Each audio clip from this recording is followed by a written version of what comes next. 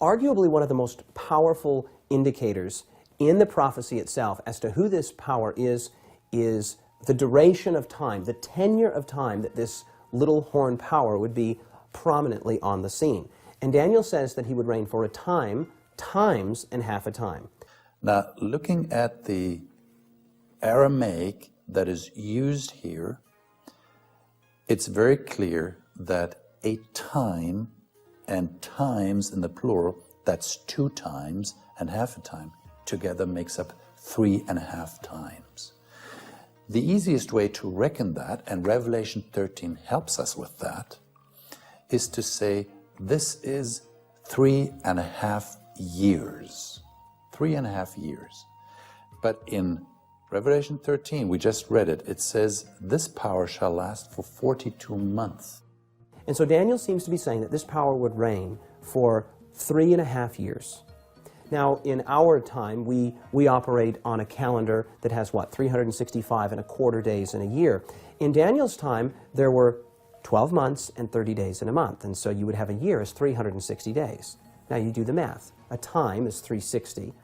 Times would be 2 more, that's 720. And half a time, you add it all up together. You have 360 plus 720 plus 180, 1,260 days. Now, significantly, and there's very good reason to believe that we have correctly understood this, because this time period comes up 7 times in Scripture, in direct reference to this power. We find it in the book of Daniel, and tellingly, we find it in the book of Revelation. 7 times, 1,260 days. Now, just as the symbols in the prophecy suggest that these beasts are not really beasts, but they're nations, and these horns are not really horns, but they're kings and kingdoms, so too time itself takes on a symbolic dimension. And what we find in Scripture, there's very good textual evidence to suggest that one prophetic day corresponds with an actual, literal calendar year. So you can think of an equivalence in your mind. A day in end-time Bible prophecy is equivalent to 1 literal year.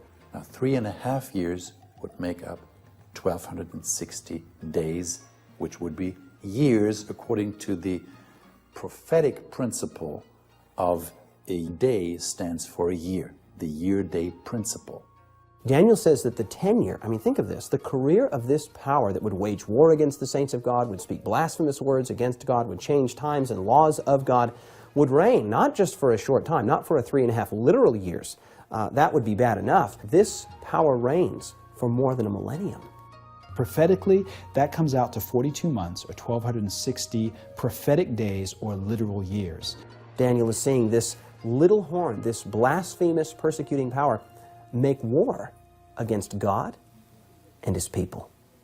Another characteristic that we find, especially when we look at this in relation to Revelation 13, is this is a worldwide power. It says in Revelation 13 that all the world, verse 3, will wonder after this power and will worship this power. Now, it gets very exciting here because John begins to give us more details.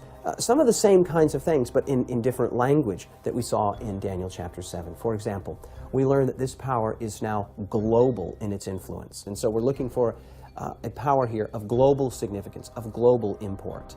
Even though it's a little horn power, that means it's a smaller power. It's a little power, so it's small in its kingdom, but it's huge worldwide in its influence. According to Revelation, the Antichrist is not a secular power. This isn't about barcodes and credit cards or computers named the beast. This is about worship. This is a religious power. You've got a sequence of kingdoms. Babylon is, one beast. Medo-Persia is another beast. Greece is another beast. Pagan Rome is another beast. Then you've got this little horn power. These are all kingdoms. These are all kingdoms. These are all political, military powers or whatever. And then you've got another power coming up, this little horn power, which has very distinct religious aspects to it. There's a religious element to it there. In fact, in Revelation 13 and 14, worship, worship, worship, worship. It occurs 8 times. And so worship is obviously a factor here. You're given very specific details about it, a time frame about it. It's a blasphemous power. So there's a religious element to this little horn power that's not really seen in the political entities that came before it. So maybe for a historian, this is clear. And for people who are familiar with history, this is very clear. We've looked at a number of different identifiers, a number of different characteristics, and someone who is familiar with history is going to be able to put those things together just very easily. But what about the rest of us? What about the rest of us who may not be absolutely conversant in history? How can we be sure who this power is? Well, let's just take 5 of the indicators, okay? Just 5 of them. It's a worldwide power, right? According to Revelation, it's a worldwide power. So that's number 1. Number 2, it's a religious power.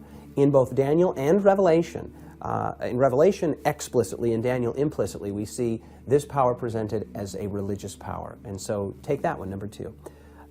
Number 3, this power rises up out of the ashes of divided Rome, or what we today would call Europe. And so it's going to rise up in Europe. So keep it in your mind now, right? It's a worldwide power that's religious that comes up in Europe. It has a prominent man at its head. Remember, Daniel said that in some significant way, in a way that was somewhat different than the other kingdoms, that this power would have a very prominent man at its head. Okay? And then finally, that it would claim to be able to forgive sins. Remember, it's a blasphemous power. So just put it all together. Just see if you can come up with it yourself. It's not difficult. This is sort of the version for the rest of us. A worldwide power that's religious, that rises up in Europe, that has a prominent man at its head, and claims to be able to forgive sins. Well, you look at those basic principles, and there's only one power it can point to: the papacy, papal Rome. The point of this message is not individuals, it's institutions. I was raised a Catholic. This is not about Catholics. This is about Bible prophecy. So let's go back over the identifiers that we discovered in Daniel and Revelation. Let's see if they fit. Let's see if we have accurately identified just who this power is. Well, first of all, the very first thing that Daniel tells us about this power in Daniel 7 is that it was a little horn. It's a little kingdom. And the question is, does the Roman Church, does papal Rome fit? And the answer, of course, is yes. It's a little horn. It's a little power. It's a small power, not a big power. Vatican being one of the smallest, if not the single smallest, nation on earth today. So it fits perfectly. Additionally, we have this idea that it would rise up among them, that is, among the nations of Western Europe. That was one of the things that Daniel said. It came up among them, and the answer, of course, is yes. It was going to be established in Europe. That's exactly where the Vatican is, right there in the country of Italy. In addition to this, it has a prominent man at the head. Daniel says that it had a man at the head, and of course, we know that man historically is known as the Bishop of Rome. Today we call him simply the Pope, which is just Papa, or Father.